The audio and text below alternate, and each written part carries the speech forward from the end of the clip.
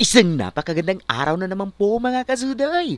Tara, samahan niyo ako mamasyal sa dagat ngayong araw ng Pasko. Pupunta tayo ng dagat para takasan yung ating mga inaanak at mga namamasko. Charot lang. Sa totoo lang, sinundo ako dito sa bahay ng kupal na ito. Hindi man lang nagpaalam na pupunta dito kasi daw pupunta kami sa kung saan saan.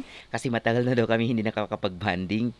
Ayun na nga guys, habang natutulog pa ako kasi inaantok pa nga ako, ay bigla akong ginising kasi meron daw akong bisita sa labas. Kaya naman, sinilip ko sa bintana. Akala ko naman kung sinong Santa magbibigay ng regalo sa akin ngayong Pasko. Yung pala, yung mga dati kong mag-aaral na laging kumukuha sa akin para mamasyal. Kaya naman wala na akong nagawa kasi naman wala naman akong masyadong gagawin ngayong Pasko. At sumama na ako sa kanila. Pero bago kami pumunta ng dagat, ay duman muna kami dito sa bahay ng Karigara para mamili ng pagkain. Alam mo naman, wala kaming dalang pagkain mula sa mga sobra-sobra ngayong Pasko. At para magkakaabarya pa yata yung motorsiklo ng aming kasamahan. Huwag naman sana, uy! Buti na lang marunong mag-ayos ang mga ito. Siguro mga future mekaniko to or kaya siraniko. Charot! O siya mga kasudoy, tama na nga yan. Biyahe na tayo. Let's go!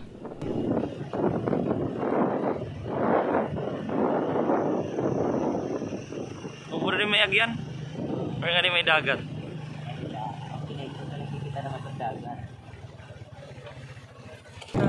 Lalaro sa...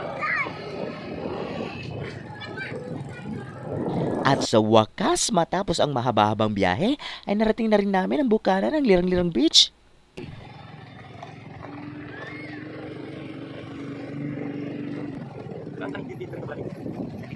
Guys, kailangan ba?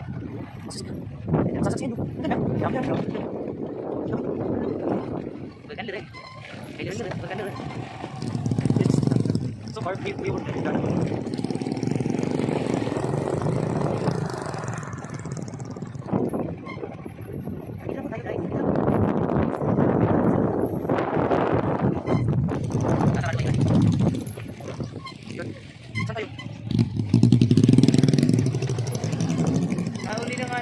Magabot na pala. Ako raw ang tao mo din eh.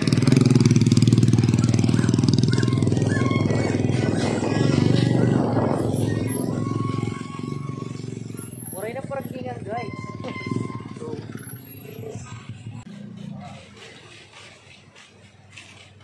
Vlogger ka naman. At ayun na nga guys, nandito na kami sa loob ng Lirang-Lirang Beach dito sa Caloocan, Leyte. Bali nagbayad kami ng 10 pesos na entrance fee at saka sinamahan kami ng caretaker ng beach na ito para pumunta sa cottage na available worth 400 pesos.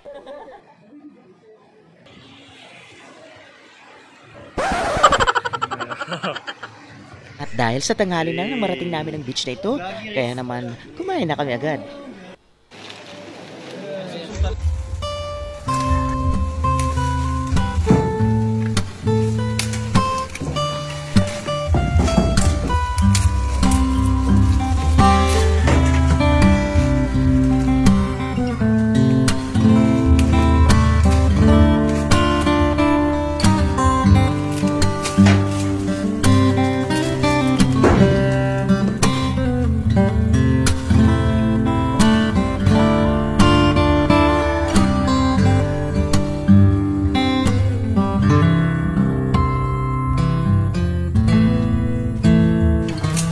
Nang matapos kaming kumain, bali, pumunta ako sa kanilang CR. Bali, na-amaze lang ako guys.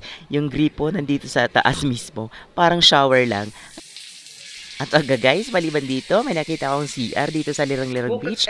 Bali, yung isang CR nila nasa loob ng kuweba. Since nandito na kami sa dagat guys, syempre maliligo kami dito. Kaso nga lang, sobrang nakakatakot yung dagat. Ang lalakas ng alon. Parang isang langoy lang guys, hindi mo na mararanasan ang susunod na Pasko. Diyos ko, wag naman sana.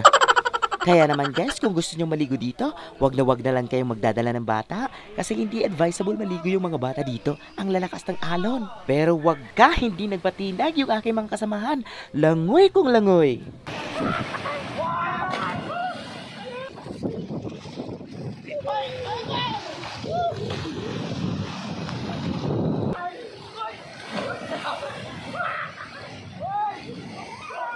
Ala, grabe ka balod, oy!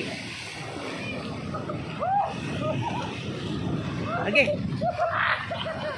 Ginadag kong balod.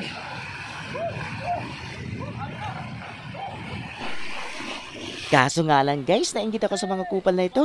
Kaya kahit ang sobrang lakas ng alon, pinilit ko ang aking sarili na maligo. Kaso nga lang guys, sobrang lamig pala dito. Ali, durungan kita! Oh, dapat tadi kita katanan terus Hoy, durungan kita! Durungan kita, tika to! Oh, dirungan Oh! kita. Sir!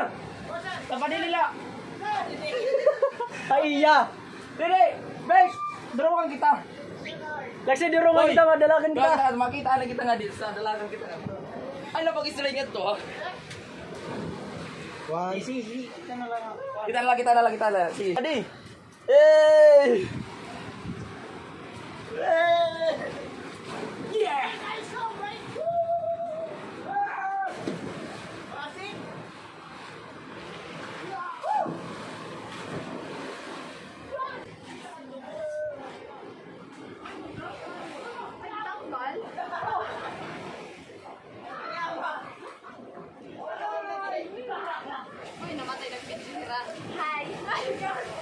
At shoutout nga pala sa dalawang dalagang ito na nagayag sa camera. At dahil sa malapit na nga magdilim, kaya naman napagdesisyonan namin na umakyat muna kasi sabi nila napakaganda raw ng view sa taas. Kaya tara, samahan nyo kami. Ano kita mag-agi?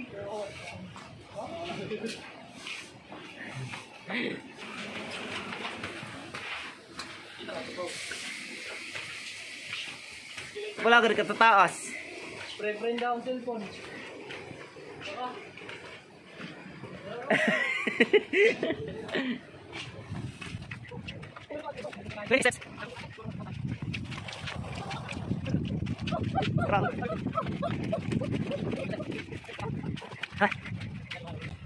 Kakapoy. Anong surat? Lirang-lirang. At sa wakas, matapos ang nakakapagod na pag-akyat dito, narating na rin namin ang kanilang viewing deck dito sa Lirang-Lirang. Totoo nga yung sinasabi nila, napakaganda ng view dito sa taas. Kaya naman di na namin pinalampas mag-picture taking dito. 1, 2, 3. At nang matapos kaming mag-picture taking sa taas, ay napagdesisyon na namin na bumaba agad. Baka naman kasi abutan kami ng gabi dito. O siya, hanggang dito na lang mga kasudoy. Merry Christmas! Hanggang sa susunod na pagsudoy!